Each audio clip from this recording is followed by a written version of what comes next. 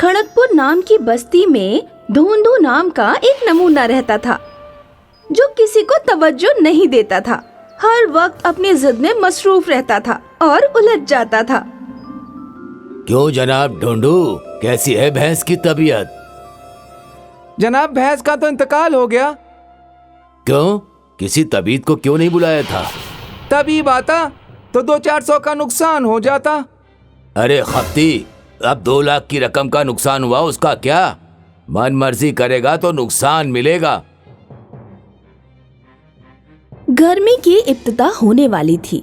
धोंडू ने तरबूज की खेती करने की सोची। बाजार से बीज लेकर आया और बो दिए। खाद और सिंचाई का भी अच्छे से ख्याल रखा और कुछ दिनों बाद खेत में तरबूज के तने निकलने लगे। ऐसे ही कुछ दिन बीत गए। धोंडू खेत में आया और उसने देखा कि किसी भी तने में फल नहीं आया था। ये देखकर धोंडू मायूस हो गया। बीज ही नकली था, एक भी फल नहीं आया। अब तो सारे पौधे उखाड़ फेंकने होंगे।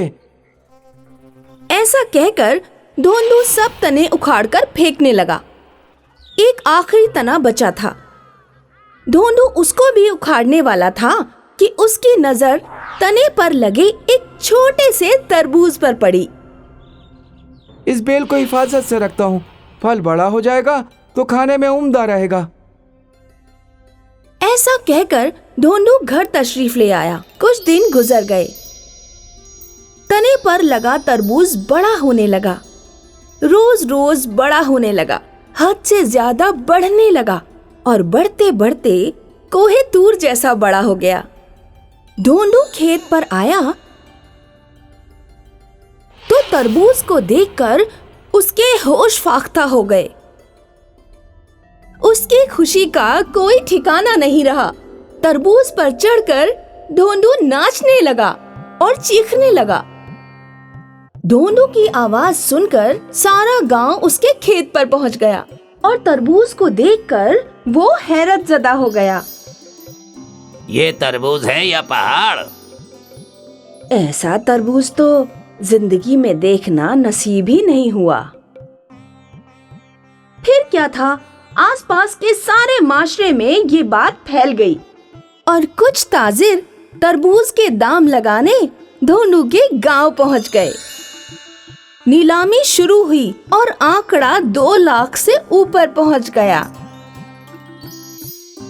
2 लाख रकम अदा करूंगा, बेचोगे? अरे खफ्ती हो गए हो क्या? जिसायत देखी है? जिसायत ही तो मुश्किल है, काटना पड़ेगा, फिर बेचना पड़ेगा, नहीं बिका तो गोदाम में रखना पड़ेगा। हमारी भी तो परेशानियां बढ़ेंगी। 2 लाख में बात पक्की करो। फिर भी धोंडू नहीं माना और ताजिर चले गए। एक दिन धोंडू अपने दोस्त के तरबूज की दुकान पर परेशान बैठा था। उसका दोस्त ग्राहक को तरबूज बेच रहा था। क्यों रे, तरबूज सुर्ख तो है ना अंदर से? अरे जनाब, मुझे क्या पता, मैंने क्या अंदर से घुसकर देखा है? सुनते ही धोंडू के दिमाग में खुराफाती सोच पैदा हुई। धोंडू दोस्त से बोला, अरे तरबूज क्यों खाते हैं लोग? गर्मी को दूर करने के लिए। गर्मी को दूर करने के लिए तरबूज को खा सकते हैं तो उसमें रिहाइश भी तो बना सकते हैं। फिर क्या, धोंडू वहां से भागा और कारीगर के साथ खेत पहुंचा। तरबूज में एक सुराख बना दो, लोग इसे खाने नहीं, इसमें रिहाइश के लिए आएंगे। कारीगर ने काम शुरू किया। दिन रात काम करते करते 1 हफ्ते के दरमियान तरबूज में 100-200 कमरे बनकर तैयार हो गए। फिर क्या था, धोंडू ने हर ओर तरबूज घर की तारीफ करना शुरू कर दी। एक दिन धोंडू तरबूज के सामने खड़ा था। तभी वहां एक आलीशान गाड़ी आकर रुक गई, जिसमें से एक जोड़ा उतरकर धोंडू के करीब आया। ढूंढू आप ही हो? जी फरमाइए। हमारा अभी अभी निकाह हुआ है। हम अपना हनीमून कुल्लू मनाली नहीं, आपके तरबूज घर में मनाना चाहते हैं। एक दिन का कितना पैसा लोगे? 2 लाख। फिर क्या था, धोंडू वहाँ से भागा और दोनों तरबूज घर में अपनी सुहागरात मनाने लगे। फिर धोंडू ने तरबूज घर में एक रेस्तरां भी खोल दिया और उसका मुनाफा भी बढ़ने लगा। बड़े बड़े नामचीन अदाकार, क्रिकेटर सुहागरात मनाने तरबूज घर में आने लगे और धोंडू अरबपति बन गया। एक दिन एक अजायब घर के कुछ लोग वहां आए और बोले, हम ये तरबूज अजायब घर में रख देंगे, बताओ क्या कीमत लोगे? मैं इसे बेचना नहीं चाहता। बेच दो, वैसे भी बारिश के दौरान यहाँ कोई नहीं आएगा और ये पड़ा पड़ा खराब हो जाएगा। हम तकनीक से इसे हजारों साल संभाल के रखेंगे। फिर भी धोंडू नहीं समझा और जो होना था वही हुआ। गर्मियों के खत्म होते ही बारिश शुरू हो गई और तरबूज घर में ताला लगाना पड़ा। अब कोई तरबूज घर नहीं आना चाहता था। बारिश की वजह से धोंडू भी 2 हफ्ते घर में कैद रहा। जैसे ही बारिश थमी, धोंडू खेत में पहुंचा।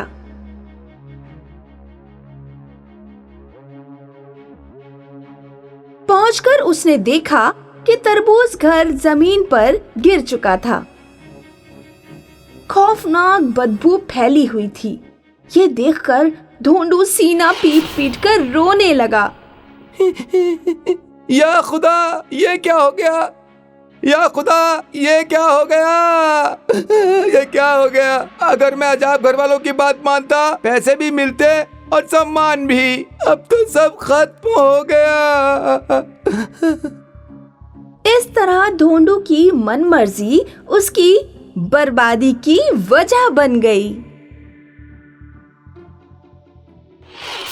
राघव और लीला बाबा जान के इंतकाल के बाद अपनी माँ के साथ नानी के घर चले गए थे। नानी को वजीफा मिलता था, उसी से सारे लोगों का खर्चा चलता था। लेकिन एक रोज नानी की अचानक तबीयत खराब हो गई। नानी ने राघव लीला को अपने पास तलब किया। सुनो लीला और राघव, शायद मेरा आखिरी वक्त है। मैं तुम दोनों को एक बात बताना चाहती हूँ।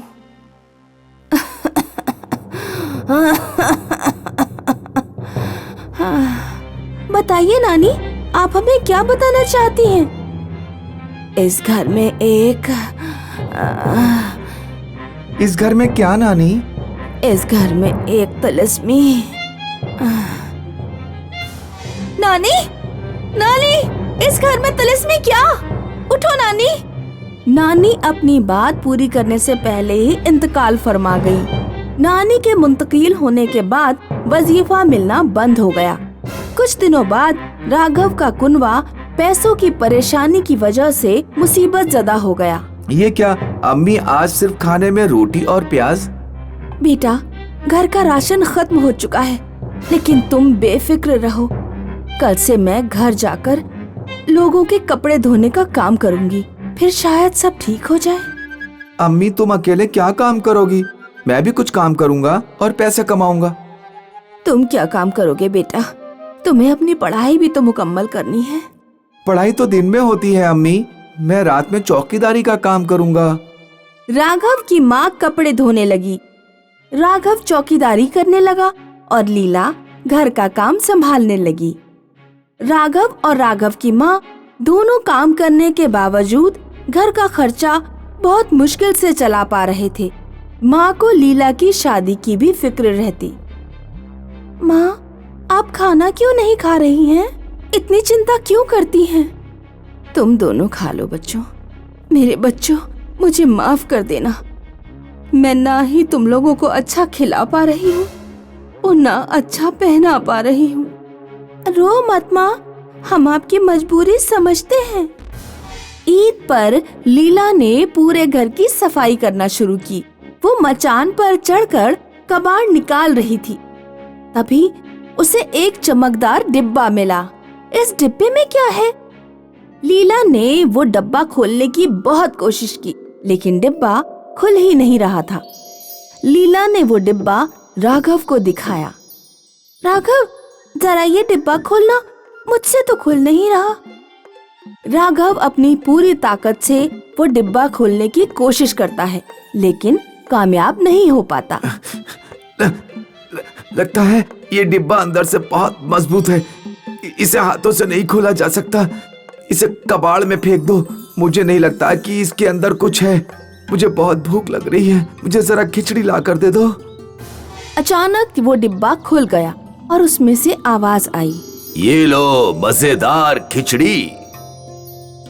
अरे ये आवाज किसकी है और ये खिचड़ी कहाँ से आ गई? मैं एक तिलिस्मी डिब्बा हूँ। मुझ में एक बार दिन में खाने की कोई भी एक फरमाइश कितनी भी तादाद में मांग सकते हो, लेकिन ख्याल रखना मैं एक दिन में सिर्फ एक ही बार खोलूंगा। राघव, तुम्हें याद है जब नानी आखिरी वक्त में कुछ कह रही थी तो वो इस घर में रखी किसी तिलिस्मी चीज के बारे में हमसे कहना चाह रही थी? हाँ मुझे याद है। लगता है नानी इस तिलिस्मी डिब्बे के बारे में ही जिक्र कर रही थी। तिलिस्मी डिब्बा मिलने पर राघव और लीला बेपनाह खुश थे, क्योंकि उन्हें अपना मनपसंद खाना भरपेट खाने को मिल जाता।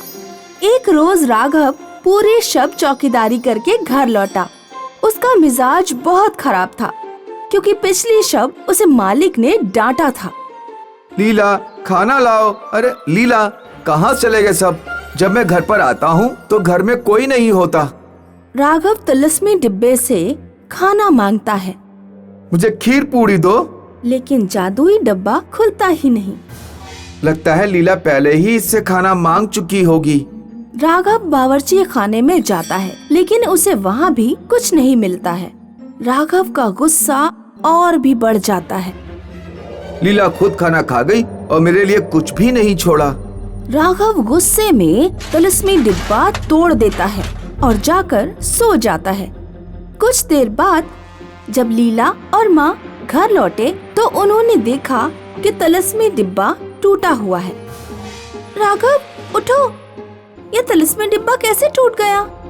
इसे मैंने तोड़ा है, क्योंकि तुम्हें सिर्फ अपना ख्याल रहता है। मैं कल शाम का खाना खाया हुआ हूँ और अब दोपहर हो रही है। तुमने तिलिस्मी डिब्बे का खाना निकाल कर खा लिया और मेरे लिए कुछ भी नहीं छोड़ा। मैंने तुम्हारे लिए खाना ऊपर मचान पर रखा था, मैं अभी लेकर आती हूँ। ये देखो खीर पूड़ी, ये इसलिए मैंने मचान पर रखी थी क्योंकि बिल्ली अक्सर बावर्ची खाने में घुस जाती थी और खाना खराब कर देती थी।